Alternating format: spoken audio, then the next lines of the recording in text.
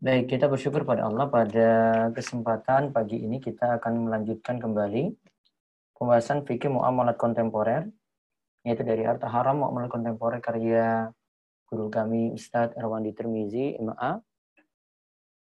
Ustadz Dr. Irwandi Tirmizi, dan kita masih seputar gharar. Seperti kita telah jelaskan, gharar itu ketidakjelasan. Bisa jadi ketidakjelasannya itu dalam akad, bisa jadi dalam objek akad, yaitu barang atau harga, bisa jadi juga pada waktu pelunasan atau waktu pembayaran. Bentuk-bentuknya sudah kita lihat, dan beberapa kasus juga telah dibedah di sini oleh Ustadz Irwandi, mulai dari jual beli masa jahiliyah, kemudian ada juga jual beli dengan media situs web, atau sekarang kita terapkan pada Instagram, pada Facebook. Lalu ada jasa titip kemarin, just tip atau hukum titip beli. Kemudian sampai pada dompet virtual. Dompet virtual punya sisi masalah. Jika ada saldo di situ, dititipkan, maka jadi deposit. Akadnya jadi qard, sehingga kalau dimanfaatkan saat promo atau diskon jadi masalah. Masuk dalam kaidah kullu qardin jara manfaatan fawariba. Setiap utang piutang yang dalamnya itu ada manfaat atau keuntungan, maka ada riba di dalamnya.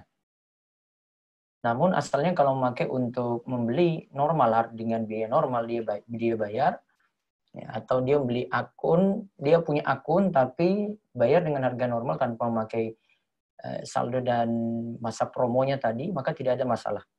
Sebenarnya dikuatkan oleh Ustadz Irwandi, walaupun terjadi antara ijaro sewa untuk ojek daringnya tadi dengan jual beli itu digabungkan jadi satu, tapi karena kondisi hajat ini membolehkan ya, sesuatu yang tadi jadi terlarang karena zari'ah, karena perantara. Jadi kesimpulannya boleh. Terus terakhir kita bahas tentang supply kontrak atau pre-order. Itu ada yang si B memesan pada si A ini nanti akan pesan pada produsen luar negeri. Jika barang itu masih butuh proses pembuatan, maka akadnya istisna, boleh menurut ulama Hanafiyah.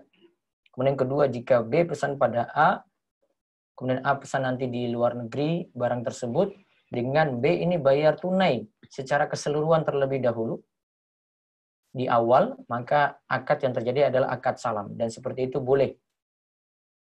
Asal uang tunai di depan. Takaran jelas, waktu penyerahan juga jelas. Lalu ada yang bentuk yang ketiga. Kalau bentuk kedua ini asalkan barang sudah tersedia ya, tidak pakai diproduksi dulu. Kalau bentuk istisna tadi yang awal itu terserah mau bayar di depan atau mau bayar di belakang. Sedangkan untuk yang ketiga telah tersedia di tangan produsen, si B itu pesan pada si A dengan bayar tidak tunai terlebih dahulu. Kemudian A ini pesan pada produsen luar negeri, maka dibayar secara berangsur oleh B. Nanti keseluruhan pembayaran nanti di belakang, maka akad yang terjadi di sini adalah menjual barang yang belum dimiliki atau menjual utang dengan utang. Hukumnya haram, dan ijma ulama jual beli utang dengan utang hukumnya itu haram. Maka solusinya di sini ada solusi dari Ustadz Irwandi, yaitu A dan B itu buat perjanjian yang tidak mengikat. Atau istilahnya juga ada bentuk baik al-amru bis-syira'. Perintah mohon supaya barang itu dibelikan gitu. Namun tidak mengikat, artinya suatu waktu bisa lepas. Kemudian jika salah satu pihak itu menarik janji, maka tidak ada sanksi, tidak dikenakan sanksi di situ. Jadi tidak mengikat. Terus bisa juga di sini solusinya A terima barang dari produsen luar negeri dulu. Baru nanti dia lakukan transaksi dengan pihak B setelah barang itu ada. Nah, satu masalah lagi yang kita bahas di sini yang termasuk gharar, bahkan dalam pembahasan kita kali ini nanti mencakup macam-macam masalah. Ghararnya ada, zolim yang sudah pernah kita bahas juga ada, ribanya juga ada, yaitu tentang masalah asuransi. Kita nanti lihat dari sejarahnya dulu, kemudian hukumnya, dan alasan hukumnya itu dikatakan haram. Nanti akan disebutkan poin-poin ini oleh Ustaz Irwandi. Baik, kita baca. Asuransi atau insuransi.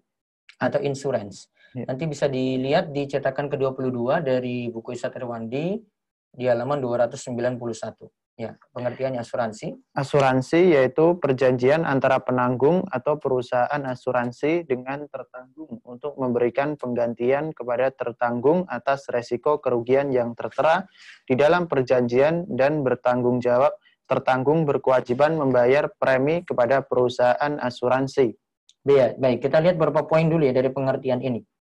Yang pertama di sini ini ada perjanjian untuk dari perusahaan asuransi dengan tertanggung untuk memberikan ganti rugi. Jadi ada ganti rugi.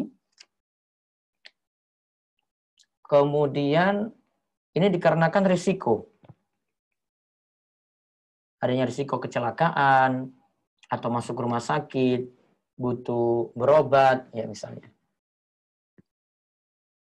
Terus dengan catatan di sini dibuat perjanjian yang tertanggung tadi membayarkan premi. Ya, tertanggung tadi itu membayarkan premi.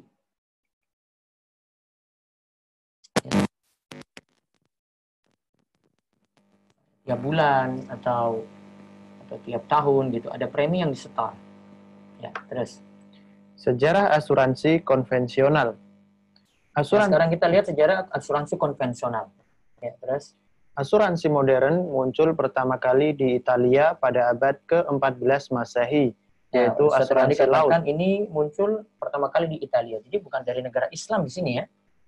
Dari Italia pada abad ke-14 Masehi, yaitu asuransi laut. Kita lihat bentuknya. Para pedagang membawa dagangan mereka dengan jasa kapal laut. Di waktu itu, kapal laut merupakan sarana transportasi dengan resiko tinggi. Maka muncullah polis asuransi, di mana para pedagang membayar sejumlah uang kepada suatu pihak dan bila terjadi kerusakan atas barang atau hilang selama dalam perjalanan, maka pihak tersebut mengganti seluruh kerugian. Nah, lihat. Bila pedagang tadi kan, pedagang membayarkan sejumlah uang kepada suatu pihak dan bila terjadi kerusakan atas barang atau hilang selama dalam perjalanan, maka pihak tersebut mengganti seluruh kerugian. Ya, pihak tersebut mengganti seluruh kerugian.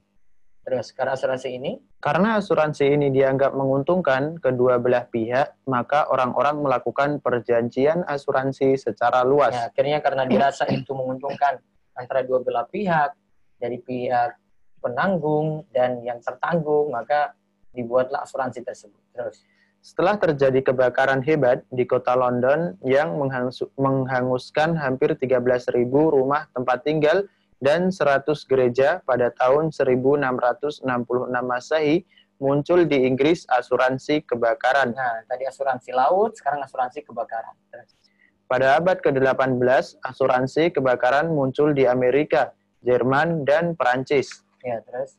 Kemudian pada abad ke-19, asuransi mulai masuk ke negara Islam. Ibnu Abidin, ulama Syam, mazhab Hanafi, wafat 1836 Masehi, telah menfatwakan haram hukum saukaroh. Ya, pada abad ke-19, asuransi mulai masuk ke negara Islam.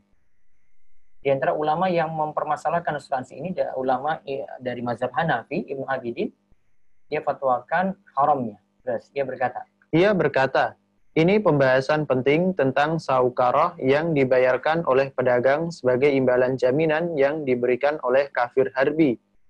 Banyak pertanyaan tentang hukum saukaroh dewasa ini, yaitu telah menjadi tradisi di kalangan para pedagang apabila mereka menyewa kapal barang milik seorang kafir harbi, mereka membayar sewa dan juga membayar sejumlah uang untuk kafir harbi di negerinya. Bayaran ini dinamakan saukaroh.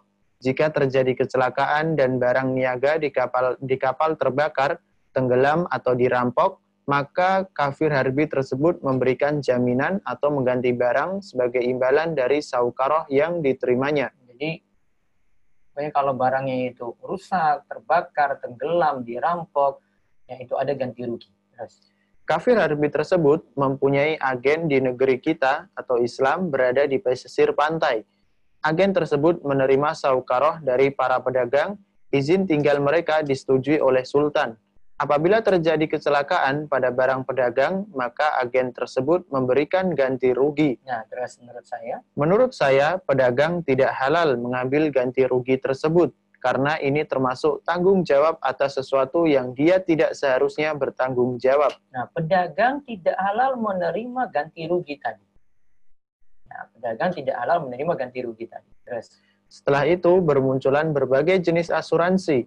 Asuransi kebakaran, asuransi jiwa, asuransi bahaya perang, asuransi kesehatan, asuransi pendidikan, asuransi pihak ketiga, dan seterusnya mencakup seluruh aspek kehidupan manusia. Seluruh aspek kehidupan itu ada. Asuransi pendidikan, asuransi kesehatan, asuransi jiwa, asuransi bahaya perang, ya asuransi di hari tua, ya. Macam-macam. Dan bentuknya di zaman ini semakin berkembang gitu.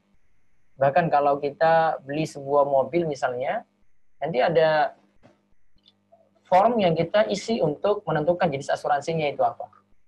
Ya, nanti asuransi karena banjir, nanti asuransi karena kebakaran, asuransi karena rusaknya mobil, dan macam-macam. Ya, bentuknya bahkan untuk satu barang itu bisa bentuk beberapa asuransi. Nah, terus hukum asuransi sekarang. Hukum asuransi. Asuransi semenjak kemunculannya telah diharamkan oleh para ulama, baik perorangan maupun lembaga. Nah, jadi secara perorangan ulama mengharamkannya, begitu juga secara lembaga juga diharamkan.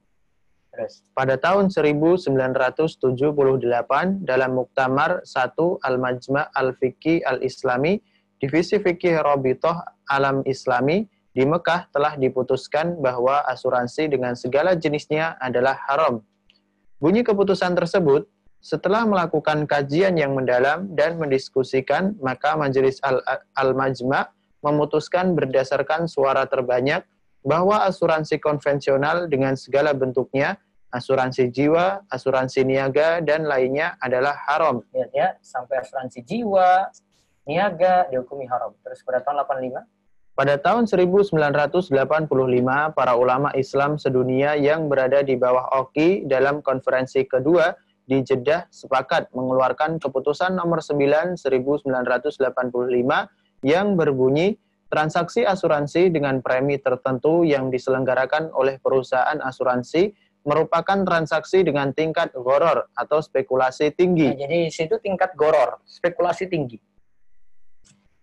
Yang kita sudah bahas ya, dalamnya itu nanti ada mukhatarah, ada qimar, judi, mukhatarah itu untung-untungan, dan nanti bentuk-bentuk gharar yang lainnya.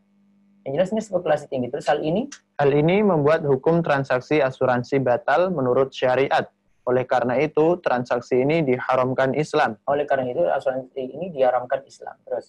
Pada tahun 2006, AAOFI juga menegaskan kembali haramnya asuransi dalam pasal 26 tentang At-Ta'min Al-Islami, ayat 2, yang berbunyi, hukum asuransi konvensional menurut syariat adalah haram. Nah, sekarang kita lihat alasan-alasan haramnya. Kata dari sisi dalilnya.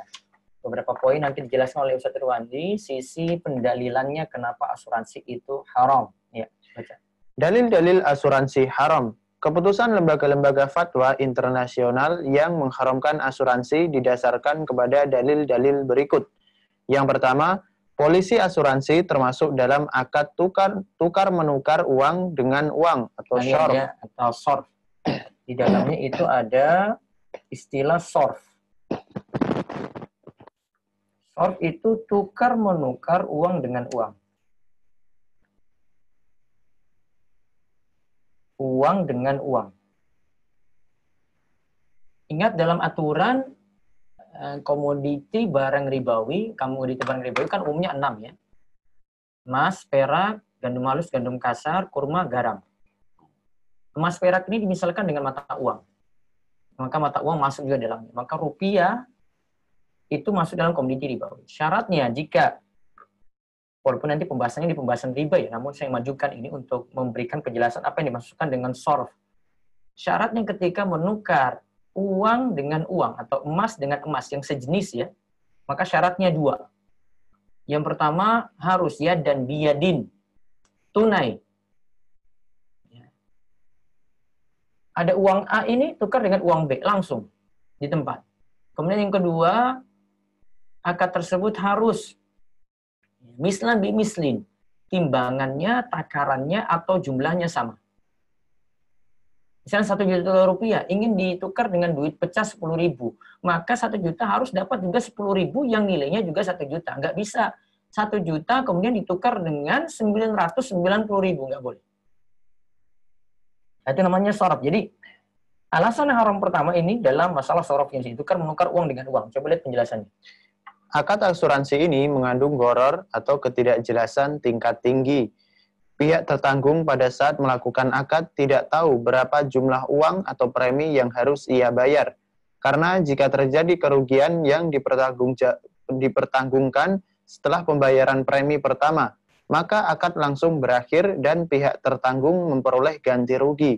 Dan jika tidak terjadi kerugian, maka pihak tertanggung terus membayar premi hingga waktu yang telah disepakati. Ya, kerugian pertama dalam masalah sorof ini, padahal kan harus ada cash kan, dan jumlahnya gitu, jumlahnya harus jelas.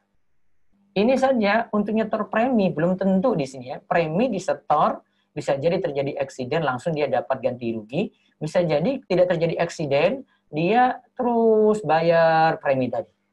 Ya, terus pada saat akan dilakukan, pihak penanggung juga tidak tahu berapa jumlah uang yang akan ia berikan jika terjadi resiko yang ditanggungkan. Nah, dari sisi premi yang disetor, ya tidak jelas. Terus bisa jadi pihak penanggung memberikan seperti yang disepakati dalam polis dan bisa jadi dia tidak memberikan apapun kepada pihak tertanggung jika resiko tidak terjadi. Nah, lihat.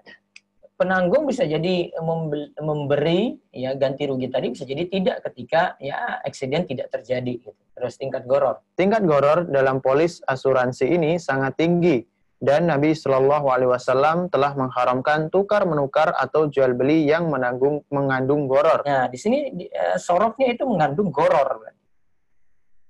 Karena premi yang dibayar nggak jelas ya, maka sorofnya di sini mengandung gharar. Tukar menukar uang di sini mengandung gharar.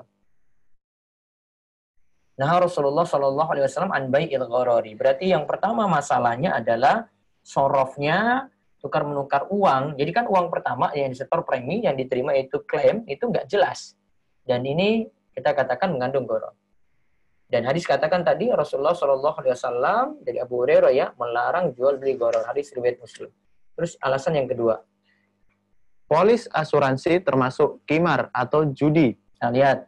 Polis asuransi itu termasuk qimar. Jadi bentuknya di sini qimar, judi.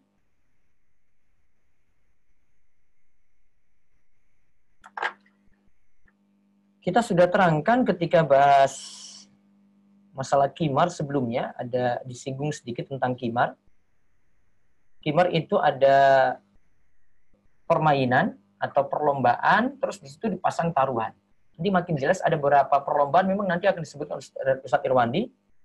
Saya juga sudah tulis ini dalam fikih perlombaan. Intinya ada qimar dalam asuransi. Coba kita lihat bentuknya. Karena bisa jadi pihak tertanggung baru membayar premi pertama dan terjadi kerugian yang dipertanggungkan, maka pihak tertanggung memperoleh uang dari pihak penanggung jauh lebih besar daripada yang dibayarnya. Pihak tertanggung beruntung dan pihak penanggung merugi.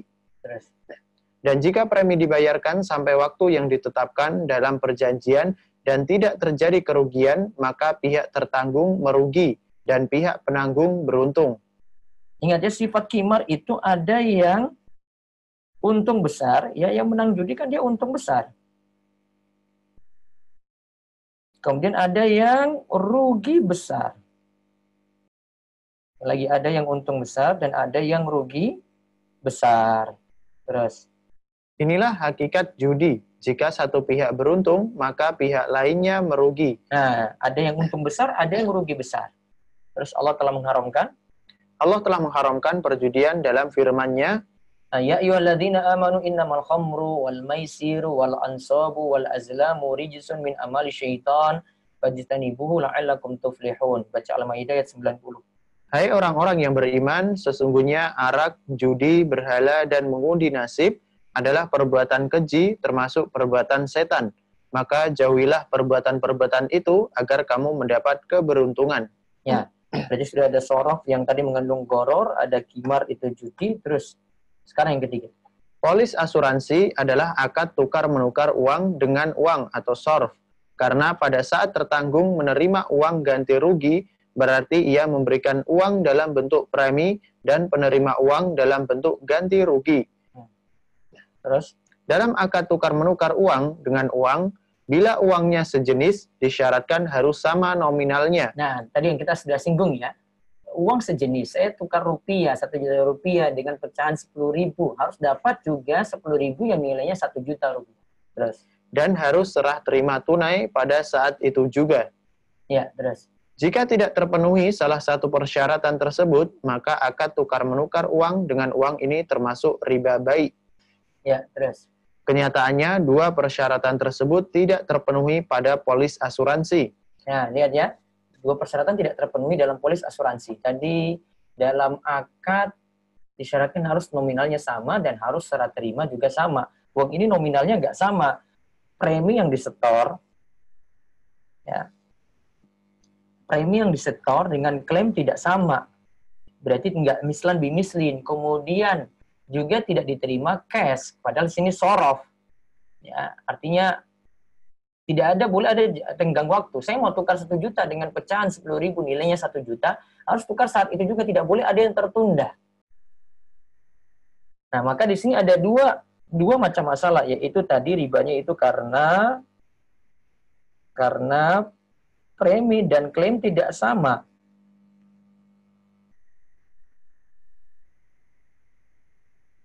Ya, kemudian yang kedua, dikarenakan serah terima tidak tunai. Karena kan tertunda jelas. Premi dulu, baru klaim nanti belakangan. Serah terima tidak tunai. Ya, terus. Pada saat terjadi perbedaan antara nominal premi yang dibayar dengan ganti rugi yang diterima, maka transaksi ini dinamakan riba fadl dan nasiah. Nah, ini namanya riba fadl, karena premi dan klaim tidak sama, itu riba fadl. Kalau serah terima tidak tunai itu riba nasiah. 2 jenis riba sekaligus dalam akad asuransi. Terus, Yaitu nominal kedua uang tidak sama dan tidak tunai. Uang premi telah diserahkan beberapa waktu yang lalu, namun ganti rugi baru diterima setelah berlalu beberapa waktu. Dan jika nominal premi dan ganti rugi sama, maka termasuk riba nasiah. Nah, kalaupun satu premi dan klaim sama. Preminya dia total setor 10 juta. Klaim dia dapat 10 juta. Maka terjadi di sini tidak terima tunai, maka terjadi riba nasiah. Karena tukar-menukar 2 uang tidak tunai. Nah, sekarang pengecualian. Baca. Majma' al-Fiqih al-Islami Divisi Fiqih Oki dalam muktamarnya ke-16. Iya, ke-16 di Emirat Arab tahun 2005 dengan keputusan nomor 149 membolehkan asuransi kesehatan bila diterbitkan langsung oleh penyelenggara pengobatan seperti rumah sakit, hukum asuransi kesehatan. Ya, terus. Jika asuransi kesehatan diterbitkan langsung oleh badan penyelenggara pengobatan, maka hukumnya dibolehkan syariat dengan Namun di sini ingat ya, penyelenggara pengobatan, bukan pihak lain selain penyelenggara tadi itu. Bukan pihak ketiga. Jadi yang keluarkan penyelenggara pengobatan tadi. Terus, dengan syarat teknisnya harus diperhatikan agar gharar dapat ditekan seminimal mungkin. Karena hukum gharar yang sedikit dimaafkan. Hukum gharar yang sedikit dimaafkan. Terus, dan akad gharar yang dibutuhkan orang banyak dan sangat mendesak seperti asuransi kesehatan dalam rangka menyelamatkan jiwa, akal, dan keturunan, dan 3 hal ini termasuk hal yang sangat penting dijaga syariat Islam. ya, Maka hukum ghararnya dimaafkan. Terus di antara hal teknis yang penting diperhatikan. Di antara hal teknis yang penting diperhatikan. Ya, ini masih di dalam fatwa Majma' al-Fiqih al-Islami ya. 1. Membuat perjanjian yang sangat rinci dan jelas tentang hak dan kewajiban kedua belah pihak. Terus 2. memeriksa kondisi kesehatan pihak tertanggung terlebih dahulu sehingga bisa diperkirakan jenis pengobatan dan biaya yang akan ditanggung oleh asuransi. Ya, biar nanti jenis pengobatannya jelas ya. Terus 3, tagihan pembayaran yang diklaim oleh pihak rumah sakit harus sesuai dengan tindakan pengobatan yang telah diberikan kepada pihak tertanggung, bukan berdasarkan rekayasa sebagaimana yang dilakukan oleh asuransi komersial. Nah, di sini nggak ada rekayasa ini ya. Jadi kalau tagihan pembayaran yang diklaim oleh pihak rumah sakit harus sesuai dengan tindakan pengobatan. Ya, tindakan pengobatan yang telah diberikan kepada pihak tertanggung, bukan berdasarkan rekayasa. Jadi nggak direka-reka, ini memang tagihannya ya sesuai gitu. Terus memperhatikan keputusan di atas. Memperhatikan keputusan di atas dapat dipahami bahwa lembaga fikih internasional ini membolehkan asuransi kesehatan atas dasar bahwa gharar dalam beberapa kondisi sebagaimana telah dijelaskan sebelumnya dibolehkan. Di antara bila tingkat ghararnya rendah dan bila akad tersebut dianggap mendesak. Ingat ya, ghararnya rendah, kemudian ghararnya di sini karena mendesak. Seperti kemarin kita sebut gharar pada kebutuhan pokok ya. Ini kebutuhan mendesak. Misalnya jual beli telur. Telur itu dalamnya nggak terlihat tuh. Kita cuma beli bagian luarnya, tahunya gitu. Kita nggak tahu dalamnya itu bagus atau tidak. Namun telur ini harus dijual dikarenakan orang itu butuh. Maka karena kebutuhan mendesak, gorornya ini, ya, karena nggak semua telur terbuka juga. Ngapain pedagang itu buka? Gorornya ini mendesak kebutuhan. Maka tidak ada masalah. Maka ini disamakan dengan ini kata Ustaz Irwan. Terus. Dan 2 faktor ini terdapat pada asuransi kesehatan. Berarti karena gorornya rendah dan karena mendesak. Lalu yang diterbitkan oleh pihak rumah sakit. Ingat ya, dengan catatan diterbitkan oleh rumah sakit. Berarti kalau ada yang nanti nanya tentang BPJS, nah itu nanti ada pembahasannya sendiri. Kalau ini kita masih bahas jika diterbitkan oleh rumah sakit. Kalau BPJS nanti ada di 2 pertemuan berikutnya insya Allah. Terus hampir sama? Hampir sama dengan asas pengecualian hukum haram asuransi yang diputuskan oleh Al-Majma' Al-Fiqih Al-Islami di atas Dr. Yusuf Ash-Shubaili juga mengecualikan haramnya asuransi pada beberapa kondisi. Karena menurut beliau, asuransi komersial diharamkan disebabkan mengandung gharar. Dan gharar pada kondisi tertentu tidak diharamkan dan tidak merusak keabsahan akad. Di antara kondisi tersebut, yang satu, apabila keberadaan asuransi dalam sebuah akad hanya sebagai pengikut. Nah, jika asuransi sebagai pengikut. Nah, ini sering saya maksudnya beli barang, saya bukan maksudnya incar asuransinya gitu. Namun di dalam aturan beli barang ini harus disertakan asuransi. Contoh, saya beli tiket. Tiket itu disertakan asuransinya. Apakah boleh saya beli tiket? Padahal saya di situ ada polis juga harus ikut asuransi. Nah, ini ikutan namanya. Nah, ini namanya ikutan. Jadi, gharar pada kondisi tertentu tidak diharamkan dan tidak merusak keabsahan akad ya. Jadi, ghararnya di sini, gharar asuransi yang tidak merusak akad.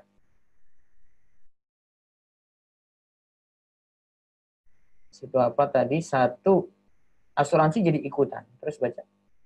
Misalnya, pembelian barang elektronik, mobil, tiket, angkutan umum, darat, laut, dan udara, dan lain-lain yang tercantum dalam akad pengembalian kewajiban membayar asuransi. Hal ini dikecualikan karena status asuransi di sini hanya sebagai pengikut dan bukan tujuan dalam transaksi. Maka keberadaan asuransi di sini tidak merusak akad dan hukumnya boleh. Hukumnya boleh ya. Namun disarankan jika ada pilihan nih, misalnya beli mobil. Mobil ini pilihan.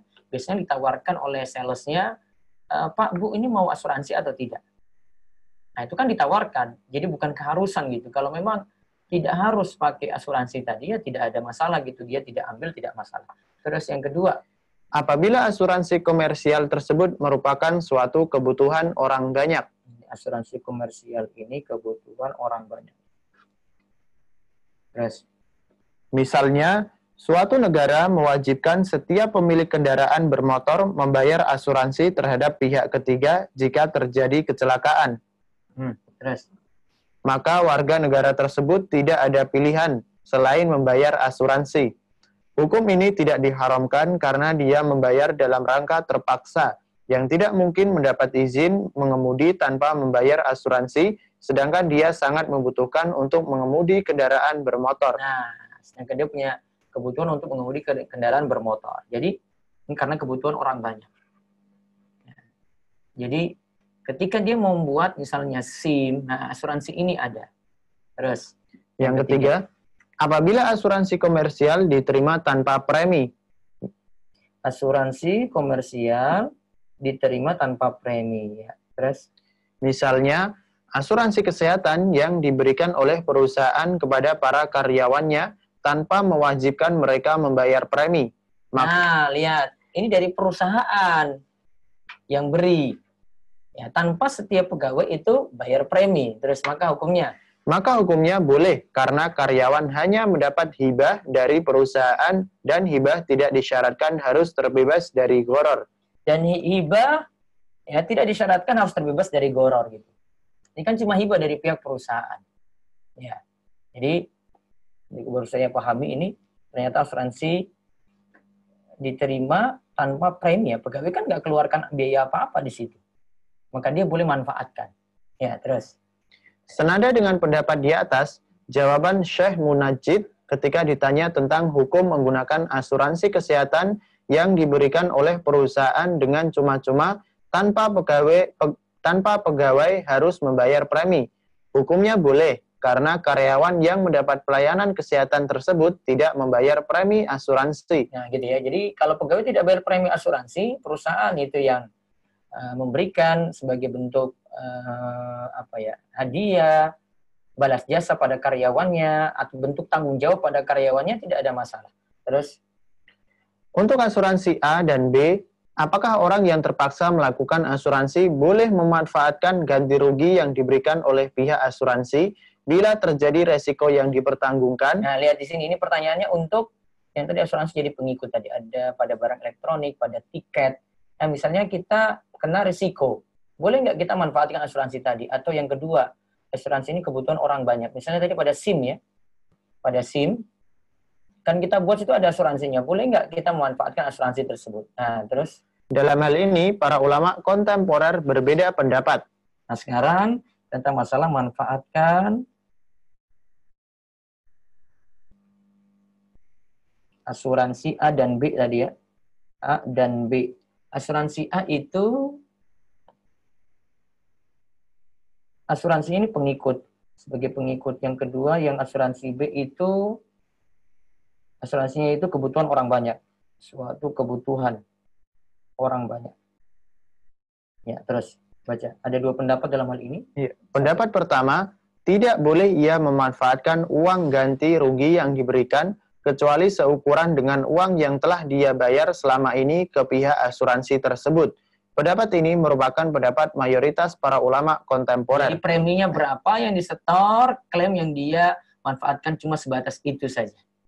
Ini untuk yang jenis pertama tadi hanya asuransi sebagai pengikut, seperti asuransi ketika beli mobil, tiket, angkutan umum, ya, dan seterusnya. Terus yang kedua, pendapat kedua.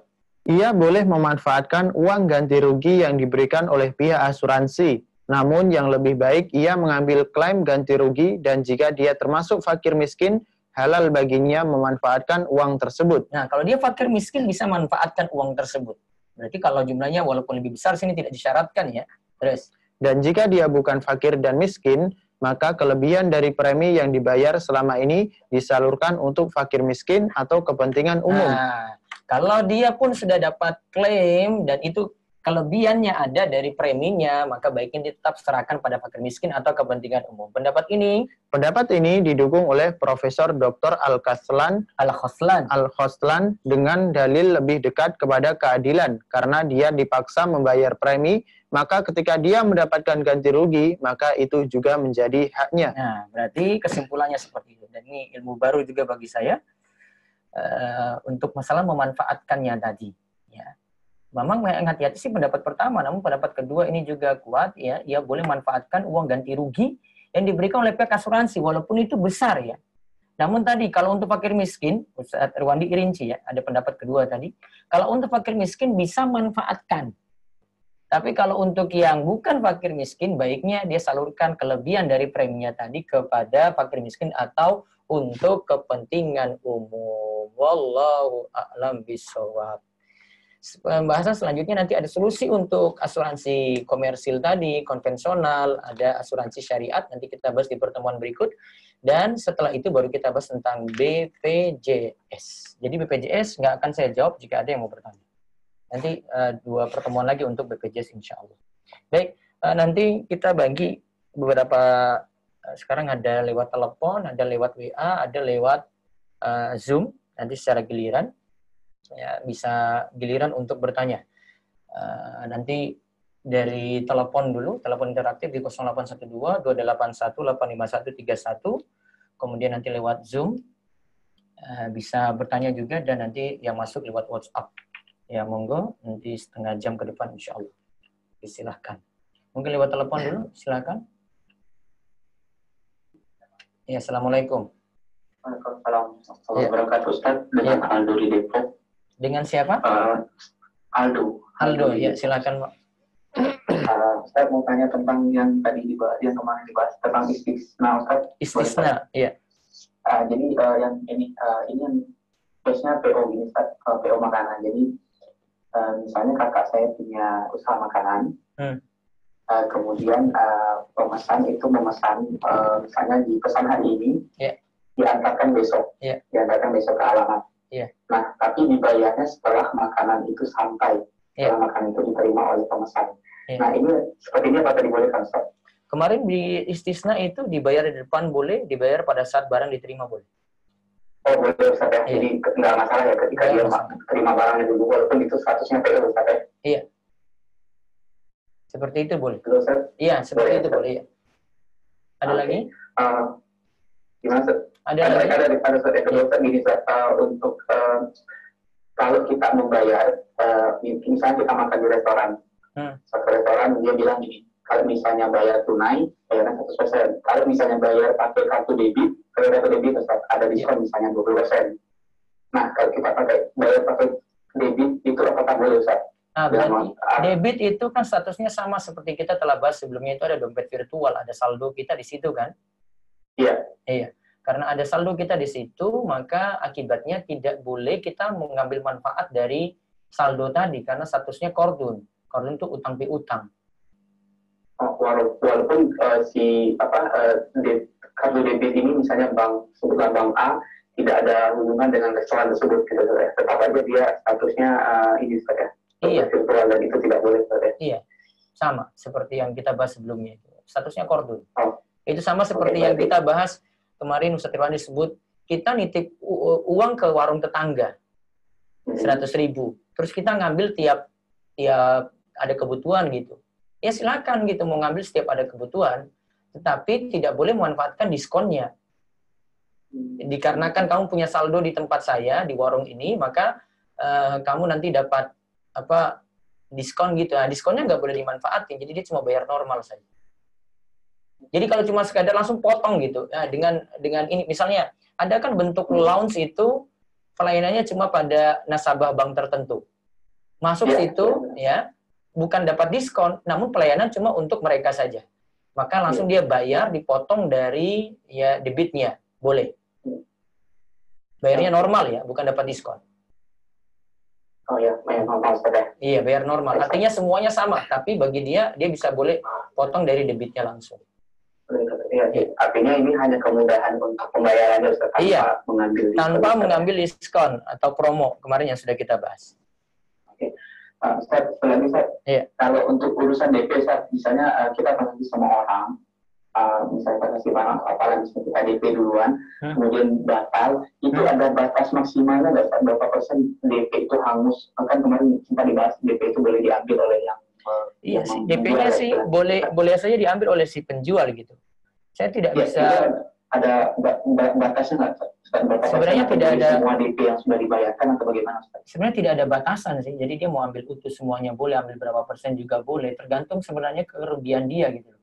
Kalau memang dia tidak merasa rugi sama sekali, baiknya kembalikan. Namun kalau dia merasa, ini kan gara-gara kamu nih, seharusnya saya sudah dapat pelanggan ini. Maka hak dia mau narik itu. Dari DP-nya berapa? Iya. terserah dia, Ustaz. Iya, tidak ada batasan. Oke, baik Ustaz. Terima kasih Ustaz. Assalamualaikum warahmatullahi wabarakatuh. Baik, mungkin ada yang lewat Zoom, silakan bisa bertanya. Lewat telepon, mereka yang telepon. Ya, silakan. Silakan, Bu Mutmainah. Assalamualaikum warahmatullahi wabarakatuh. Ya, waalaikumsalam warahmatullahi wabarakatuh. Ini saya mau tanya tentang ada teman yang nitip pertanyaan, dia bertugas di daerah terpencil, terus di tempatnya itu tidak ada ATM, harus ke kota dulu. Di desa tersebut ada fasilitas, ada masyarakat yang fasilitasi untuk mengambil uang di warungnya, tapi dengan syarat transfer ke rekeningnya dulu. Tapi ada biayanya. Itu riba tidak, Ustaz? Transfer ke rekeningnya dulu ada biayanya. Ya, konsekuensi transfer berarti ya? Iya. Konsekuensi transfer. Iya kan? Misalnya mau narik 1 juta, terus kita transfer dulu ke yang memfasilitasi ini, tapi biayanya ada. Misalnya kita mau nariknya 1 juta, jadi biayanya misalnya 30.000. Jadi kita bayarnya 1.030.000. Kita bayarnya 1.030.000. Namun ngambilnya tetap 1 juta. Iya. Nah, kayaknya ini masalahnya di soalnya ambil bayar 1.030.000, kemudian tarik nanti 1 juta saja gitu ya. Maka ada penukaran uang yang tidak sama di situ. Berarti enggak bisa ya, Ustaz? Enggak bisa. Ya, itu ada masalah di situ. Coba saya kaji lagi. Ini masalahnya ini bukan penukaran ini sebenarnya sih. Transfer ada biaya gitu. Namun kan sebenarnya cukup dengan biaya yang ada dari pihak bank kan, transfer itu bukan dari dia gitu. Jadi dia cuma terima saja utuh. Nah, kalau pakai biaya transfer dari pihak bank nggak masalah nih, karena konsekuensi akad ya harus kirim, ada biaya transfer gitu loh. Ini bukan penukaran tapi biaya jasa. Tapi kalau dia tadi itu, saya khawatirkan itu sorof yang mislan bimislinnya artinya tidak sama, tidak terpenuhi. Jadi agak berbeda situ dengan pihak bank. Allahu a'lam. Nanti saya kaji lagi ya kasus ini. Soalnya bisa jadi juga itu biaya jasanya. Apakah ini masuk biaya jasa atau tidak? Ya, namun saya masih janggal di situ. Ya. Ada lagi?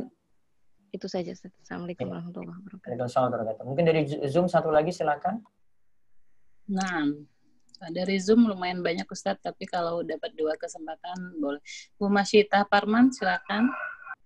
Nanti giliran Bu, nanti saya ke WA terus nanti balik lagi ke Zoom lagi. Ya, Bu Masyitah silakan.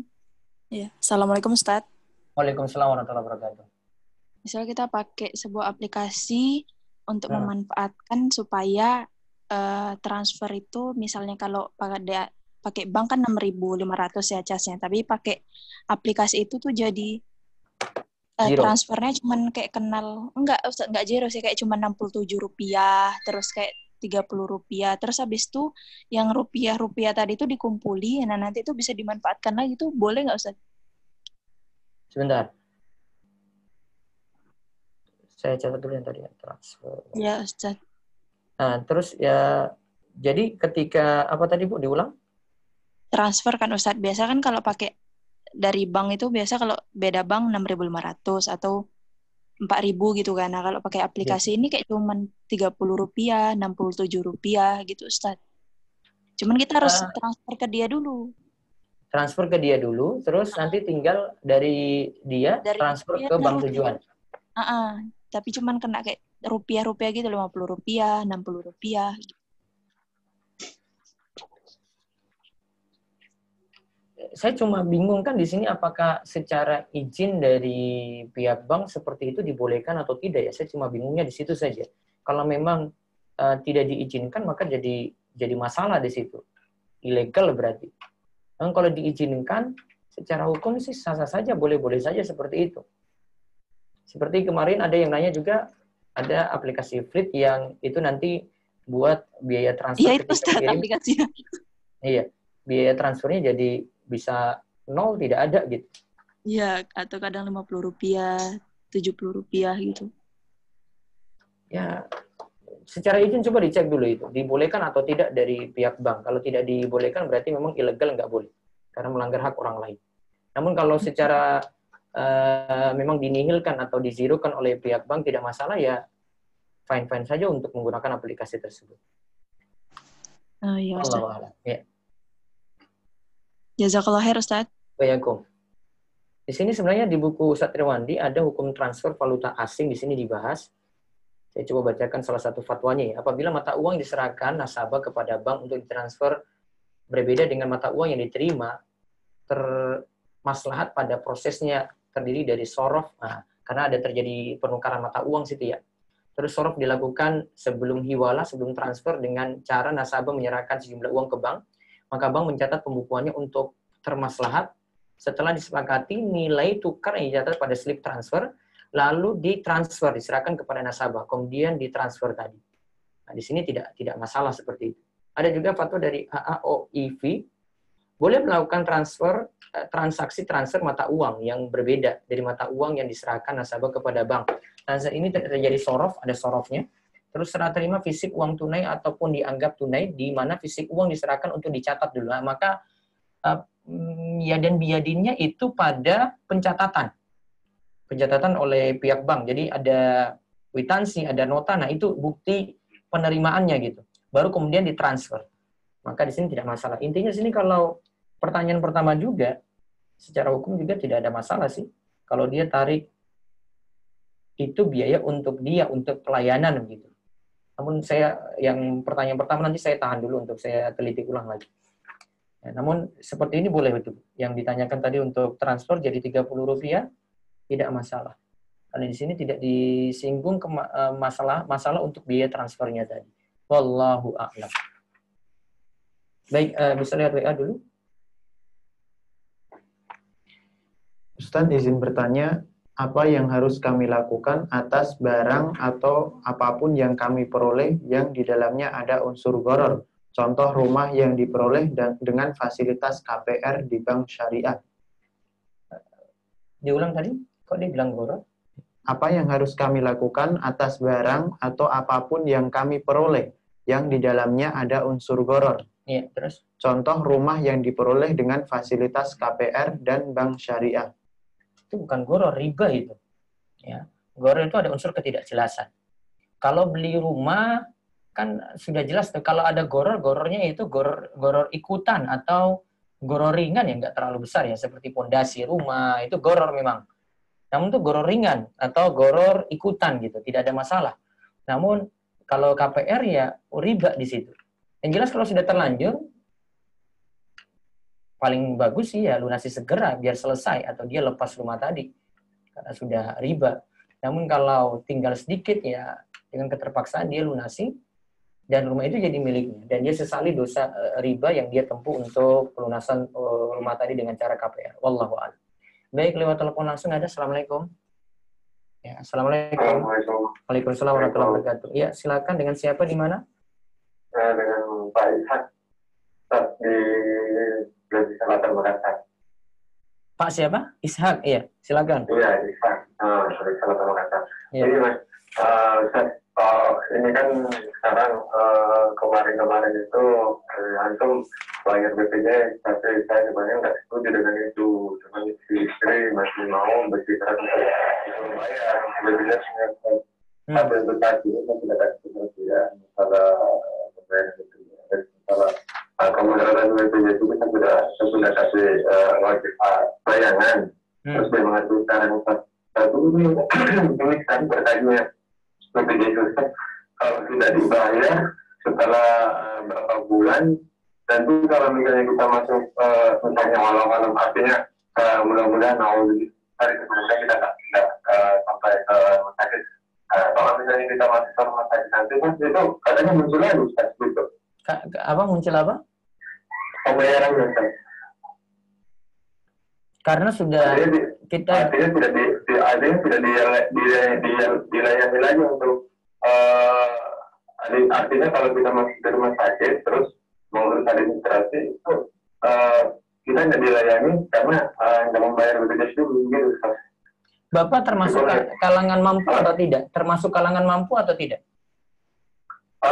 Tidak, bukan pengeluaran. Artinya saya bayar kemarin, saya kemarin tingkat 2, terus turun ke tingkat 2 terus turun ke tingkat 3. Pas tingkat 3-nya. Jadi sekarang saya sudah turun semua.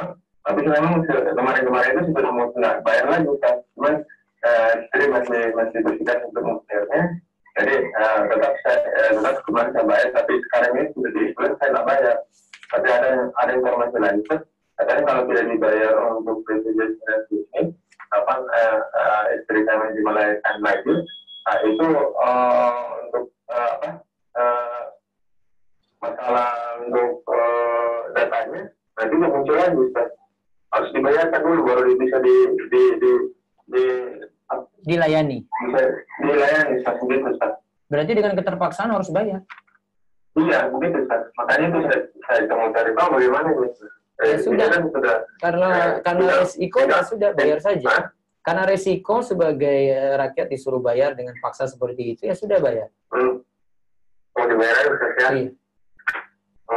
Jadi nggak masalah ya Ustaz ya? Iya. Karena dengan keterpaksaan harus bayar. Seandainya terjadi resiko misalnya tadi melahirkan, sakit, tadi kan sudah ada penjelasan juga. Boleh nggak asuransinya dimanfaatin? Ada 2 pendapat tadi ya. Boleh manfaatin sebatas premi, atau yang kedua, boleh manfaatin ganti rugi secara keseluruhan. Tadi Ustadz Irwandi lebih cenderung pada pendapat kedua, boleh, karena kita sudah bayar dong, dia kasih ganti rugi. Sah-sah saja saya manfaatkan, karena itu hak saya untuk terima gitu. Jadi boleh dia manfaatkan. Tapi kalau dilihat khusus keberadaannya BPJS ini sudah banyak sekali yang artinya terkena jadi mana BPJS ini. Ya sudah, zolim ya banyak sabar. Mau gimana lagi? Iya, makanya itu saya pikir gimana ya jalannya ini.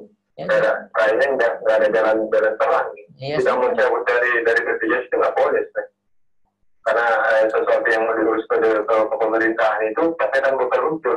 Kalau misalnya kita ngurus KTP, isolasi pengusaha itu nggak bakal dilayani. Kalau muncul bagian dan BPJS katanya. Ya secara dengan keterpaksaan bayar. Cukup ya Pak ya?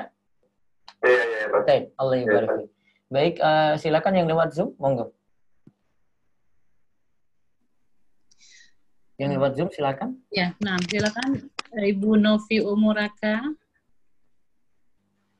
Ada yang mau bertanya lewat Zoom? Assalamualaikum warahmatullahi wabarakatuh. Ya, waalaikumsalam warahmatullahi wabarakatuh. Ustadz, saya dari Jawa Timur. Ada satu pertanyaan mewakili ibu saya. Ya. Jadi di sini itu di daerah saya ini ada kayak semacam arisan untuk Lebaran gitu, Ustadz. Arisan jadi, untuk Lebaran. Ya, semacam tabungan untuk Lebaran. Dalam kurun waktu 1 tahun. Iya. Nah, ini setelah Lebaran ini kan sudah mulai nabung setiap harinya. Nanti uang itu bakal keluar kalau di pertengahan bulan Ramadan. Nah, di sini sistemnya seperti ini. Jadi ibu saya, misalkan ibu saya si A. Ibu saya membayarkan uang setiap harinya dengan nominal tertentu sesuai dengan perjanjian kepada si B. Kemudian si B ini menyetorkan uangnya kepada si C. Yang dimaksud si C ini adalah bosnya gitu ya Ustadz ya. Yang kemudian uang tersebut akan dimanfaatkan untuk modal usaha si C. Nah, ketika kurun waktu 1 tahun itu berakhir, nanti uangnya akan dengan total sesuai dengan ibu saya membayar selama 1 tahun itu, misalkan nominalnya ada 5 juta. Jadi ibu saya akan menerima 5 juta tersebut, kemudian ibu saya memberikan upah kepada si B sebagai jasa karena memang sudah mengelola uangnya tersebut. Kemudian ibu saya mendapatkan hadiah dari si C, dari si bosnya ini berupa sembako gitu Ustadz. Nah seperti kenapa itu dikasih itu? Sebagai kenapa?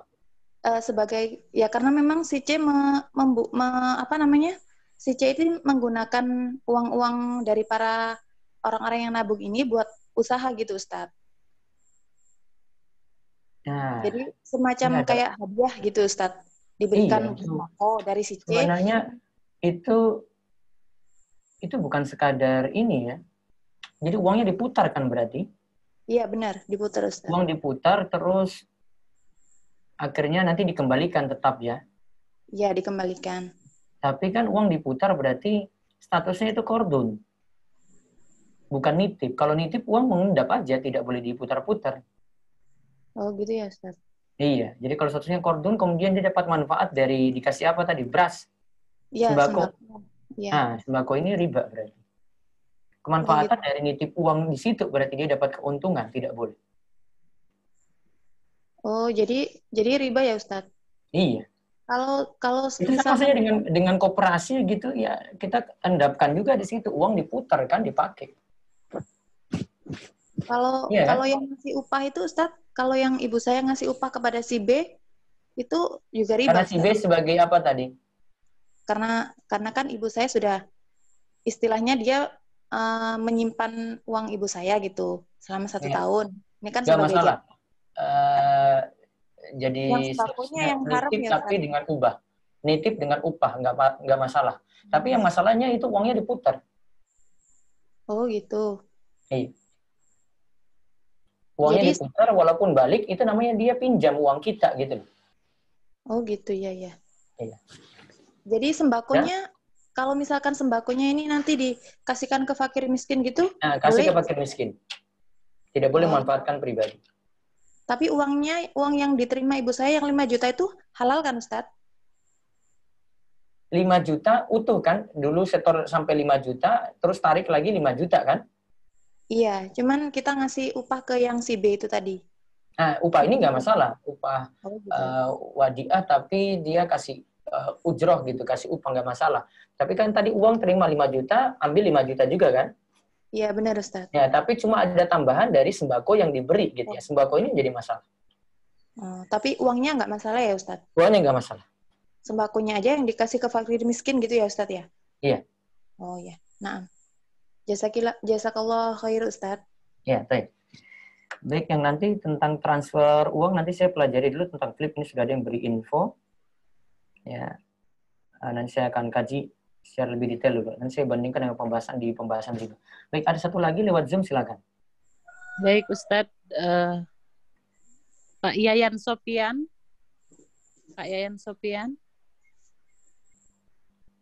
Iya, baik. Ya, silakan Pak. Ya. Assalamualaikum warahmatullahi wabarakatuh, Ustaz. Waalaikumsalam warahmatullahi wabarakatuh, Pak. Barakallahu fiik, Ustaz. Baik, sebelumnya, tadi Ana tidak menyimak sepenuhnya kajiannya. Kalau sudah dibahas, Ana mohon diulang pertanyaannya. Kan sekarang kalau melamar pekerjaan, biasanya yang saya lihat ada sudah tercantum termasuk asuransi atau sebutlah satu lembaga di Indonesia yang sudah terkenal ya.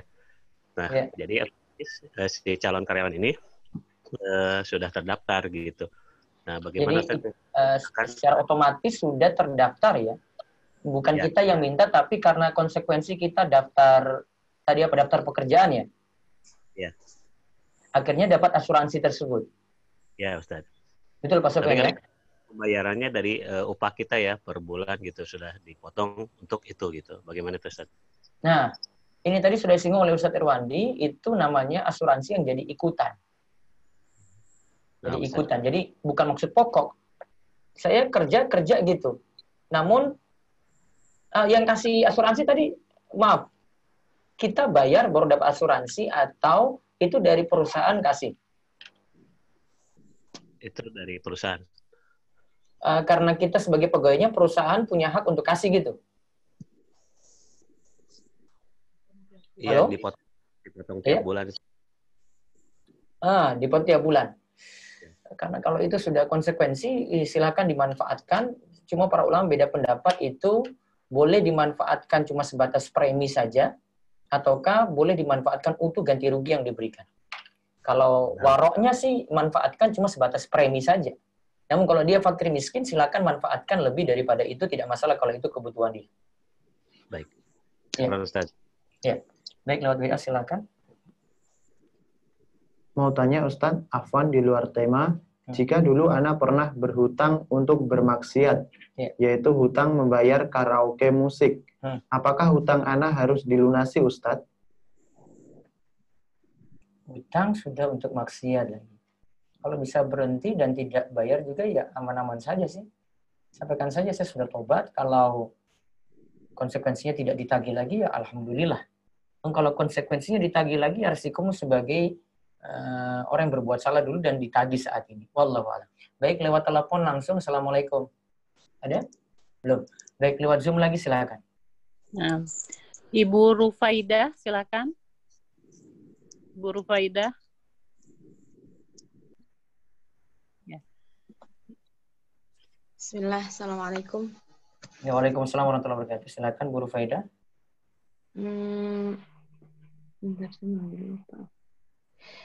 Ini Ustaz, gimana dengan investasi?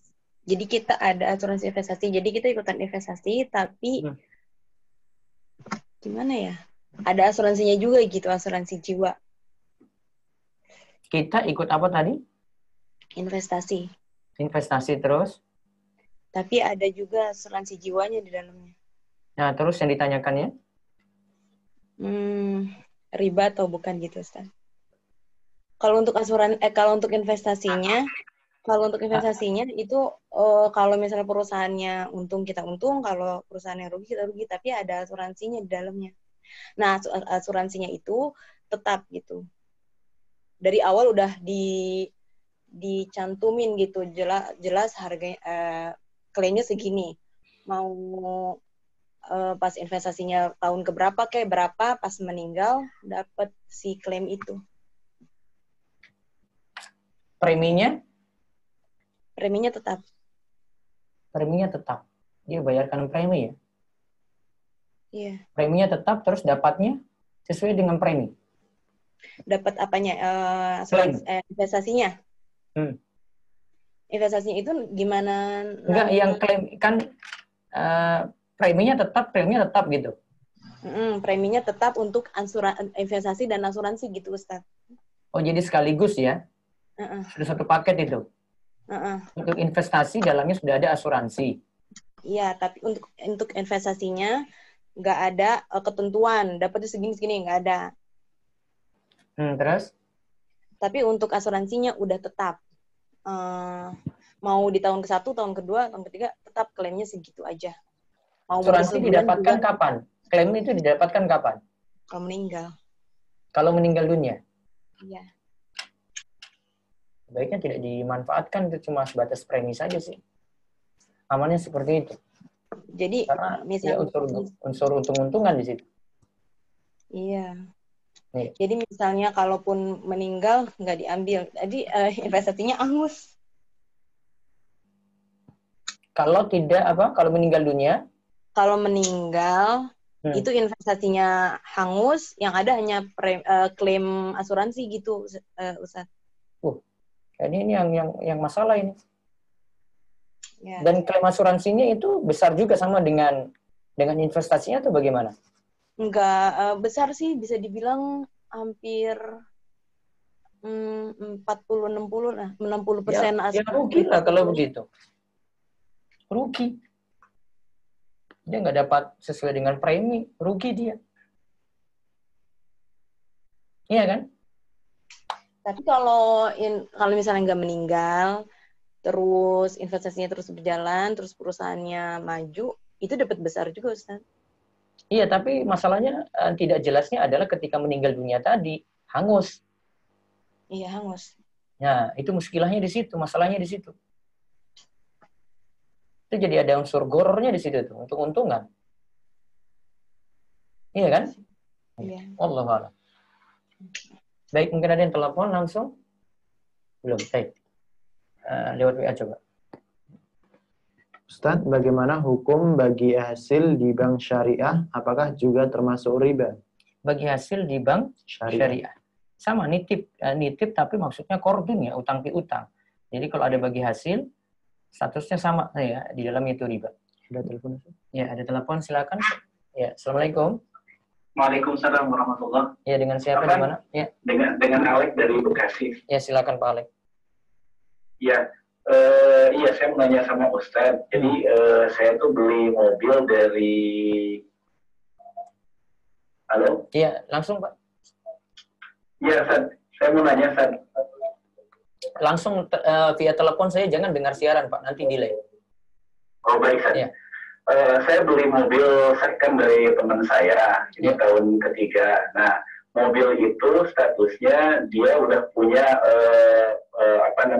polis asuransinya gitu. Nah, ketika saya beli mobil itu, apakah asuransinya bisa saya gunakan juga atau tidak, Ustaz? Itu otomatis ikut kan, Pak? Iya, betul. Jadi statusnya mobilnya itu udah punya polis gitu sekarang. Terus ketika saya beli itu, apakah asuransinya itu bisa saya gunakan juga nggak? Saya bisa klaim asuransi dari mobil itu atau tidak gitu? Bisa. Oh, bisa ya, Ustaz ya? Iya, bisa. Nanti ada dua kemungkinan ya. Bisa jadi Bapak cuma sebatas premi yang disetor, satu. Bisa jadi kalau fakir miskin yang tadi dibahas Ustaz Irwandi itu boleh ngambil semua ganti rugi. Namun kalau Bapak mampu ya cuma sebatas premi yang disetor saja.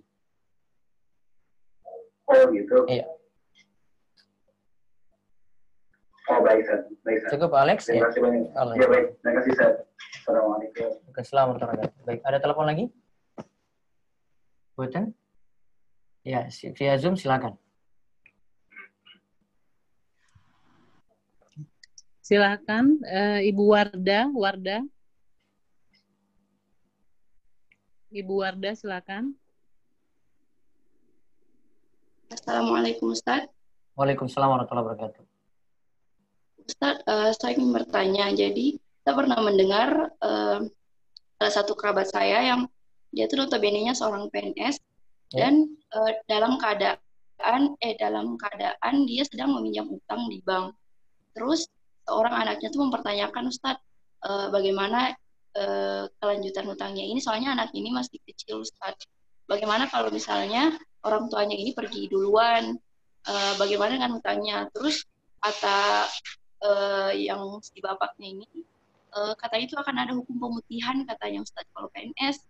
Nah, itu sama halnya dengan, saya pernah juga dengar dari teman saya katanya, kalau ada jasa kredit mobil yang berapa bulan pun kita sudah kredit, tapi kalau kita tiba-tiba meninggal, itu tuh langsung lunas gitu, Ustaz. Itu hukumnya gimana ya, Ustaz? Syukran, Ustaz. Ya, yang langsung lunas di sini goror untung-untungan. Dari sisi dari pihak yang mengeluarkan, pihak penanggung, itu dia merugi nantinya karena dia tidak bisa dapatkan pembayaran utuh. Sedangkan mobil jadi miliknya gitu. Atau utang tadi dianggap selesai, nggak kembali utuh. Goror di situ karena tidak kembali utuh dan waktunya tidak jelas. Maka ada unsur seperti ini dari sisi dia tadi melakukan transaksi itu, ada sisi gorornya plus ada ribanya. Jadi dua hal kena gitu. Namun kalau dari sisi dia misalnya sudah dianggap utangnya lunas, ya berarti dianggap lunas. Namun dia punya kesalahan itu karena melakukan goror dan melakukan riba. Wallahu a'lam. Jadi Ustaz, berarti sebagai anaknya, berarti kalau memang nauzubillah orang tuanya meninggal, berarti tetap harus melunasi, Ustaz, meskipun pihak banknya mungkin sudah mengatakan lunas. Itu gimana, Ustaz? Ya berarti sudah lunas. Oh, berarti dosanya aja berarti ya goror. Iya, dosanya dia harus tobat di situ, dan ini harus butuh kesadaran sendiri untuk memahamkan ini nggak boleh gitu. Siap, Ustaz. Ya, baik. Baik, ada yang telepon? Ya, baik, lewat WA silakan.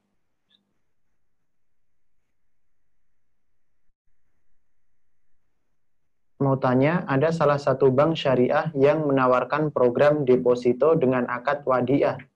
Tetapi di setiap bulannya ada sistem bagi hasil sesuai dengan ketentuan yang telah disepakati bersama di awal. Itu hukumnya bagaimana, Ustaz? Wadiah itu cuma nitip, tidak bagi hasil. Kalau mudhorobah itu baru menaruh uang di situ, usaha dijalankan, baru nanti ada bagi hasil. Kalau wadiah tidak ada bagi hasil. Ya, wadiah cuma nitip. Konsekuensinya ada biaya admin, dia harus bayar di situ, dipotong dari tabungannya misalnya. Wallahu a'lam. Nah, silakan mungkin dari Zoom terakhir. Ya. Silakan. Nah, ya. Silakan Bu Dea Mega Putri. Ya, Assalamualaikum Ustadz. Waalaikumsalam warahmatullahi wabarakatuh. Bagaimana hukumnya kita kuliah mengambil jurusan asuransi dan ada satu mata kuliah yang mewajibkan kita untuk mencarikan nasabah untuk mengikuti asuransi tersebut. Belajar asuransi, terus nanti dia bekerja di mana? Kerjaannya sih belum tahu Ustadz, cuman dia hanya mengambil jurusan asuransi syariah gitu Ustadz. Nah, nanti asuransi syariah insya Allah kita kaji besok apa itu betul itu asuransi syariah. Terus yang kedua, nanti perlu diseleksi ketika dia bekerja. Dia harus tahu mana asuransi yang benar dan asuransi yang tidak. Nanti akan jelas besok insya Allah untuk asuransi syariah ini. Baik. Satu lagi mungkin dari Zoom, silakan. Baik Ustadz. Ibu Suryati Ilaihi. Ibu Suryati. Ya, silakan Bu.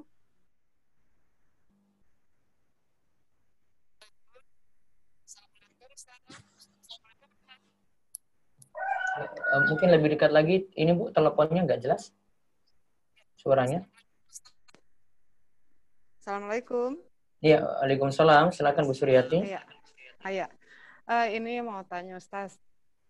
Saya pernah mengikutkan asuransi anak saya, yaitu asuransi beasiswa dengan kontrak 9 tahun, perjanjian 9 tahun. Dalam perjalanannya setelah tahun ke-6 di tahun ketiga kebetulan tamat SD, dia pernah menerima dan kelangsungan dana semacam beasiswa katanya begitu, sejumlah tertentu. Kemudian nanti 3 tahun kedua lagi akan menerima seperti jumlah yang sama sesuai perjanjian. Nah, pada 3 tahun kedua ini atau tahun ke-6, saya mengecek itu kenapa belum ada. Terus setelah saya cek ternyata uang yang saya setorkan selama 6 tahun itu hanya di-store oleh kolektor cuma 5 tahun. Nah, karena ini bermasalah, maka sambil saya mengamati bagaimana situ asuransi sebenarnya, sebenarnya timbul keraguan juga. Pada akhirnya saya bermohon untuk keluar, kemudian dengan bahwa dana ini harus dikembalikan. 1 tahun proses itu, dana dikembalikan walaupun tidak sesuai jumlah. Kemudian saya ditabar masuk, pokoknya saya menarik diri begitu. Dana itu saya tarik, kemudian saya simpan, jumlahnya berkurang. Katakan 60 lebih, yang diterima tinggal sekian. Terus saya simpan ke Bank Syariah atas nama anak saya yang masih di umur.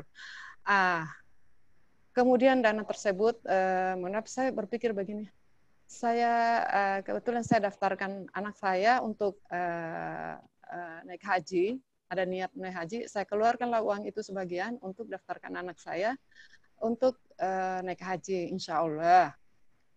Pertanyaannya begini, apakah dana ini, dana yang saya tarik tadi, karena sudah masuk di asuransi kemudian keluar lagi, yang pasti sudah bersentuhan dengan asuransi, kemudian keluar, kemudian saya tarik, masukkan ke daftarkan haji tadi, apakah Bank Syariah, kemudian saya tarik sebagian untuk daftarkan haji anak saya. Pertanyaannya, apakah apakah halal haram atau bagaimana ini, karena dana tadi sudah lewat asuransi, kemudian saya tarik kembali walaupun jumlahnya lebih kecil yang saya terima daripada yang jumlah yang saya setorkan. Demikian Ustaz. Ibu sudah rugi, bukan ini jadi haram di situ. Ibu terima risiko berarti karena sudah dizolimi, akhirnya ibu tidak dapatkan itu seperti premi yang disetor. Jadi saya nggak bahas ibu dapat harta haram nggak, itu harta ibu, namun harta ibu berkurang. Iya benar. Iya. Nah, silakan diambil, memang haknya segitu, ya sudah. Yang tadi yang lebihnya yang tidak ibu dapat, ya itu kezoliman asuransi di situ. Dia makan harta batil di situ. Oh iya, jadi di pihak saya atau anak saya tidak kena ribanya ya Ustaz ya. Ibu malah rugi. Ibu lagi kena kasus dirugikan gitu loh. Iya benar Ustaz. Dan itu uang ibu. Jadi kalau uang itu ibu manfaatkan lagi, ya sudah, itu memang hak ibu. Namun ibu harus terima karena konsekuensinya seperti itu. Siapa yang ikut asuransi pasti akan rasakan seperti ini juga. Iya, memang di pertimbangan awal setelah saya buka perhatikan, oh ini store-nya sekian, nanti terimanya sekian. Di situ saya berpikir jangan-jangan ada ribanya, sehingga itu juga yang menyebabkan saya harus berkesimpulan untuk menarik dana ini. Walaupun berkenaan juga dengan kondisi lembaga keuangan atau asuransi tersebut yang sudah tidak kurang valid begitu menurut saya, karena banyak kolektornya yang menyalahgunakan begitu. Demikian Ustaz. Mungkin ya seperti itu, mudah-mudahan manfaat untuk kajian kita pagi ini. Insya Allah malam ini nanti ada untuk kajian remaja, dan akan berlanjut juga besok tentang pembahasan asuransi syariah. Kalau sempat kita juga bahas nanti BPJS. Demikian kita cukupkan, mudah-mudahan Allah berikan kita taufik dan hidayah untuk terus nambah ilmu dan amal, dijauhkan dari yang haram, dan senantiasa diberikan sifat qanaah dan kecukupan. Subhanakallahumma bihamdika asyhadu alla ilaha illa anta astaghfiruka wa atubu ilaik. Assalamualaikum warahmatullahi wabarakatuh. Waalaikumsalam warahmatullahi wabarakatuh.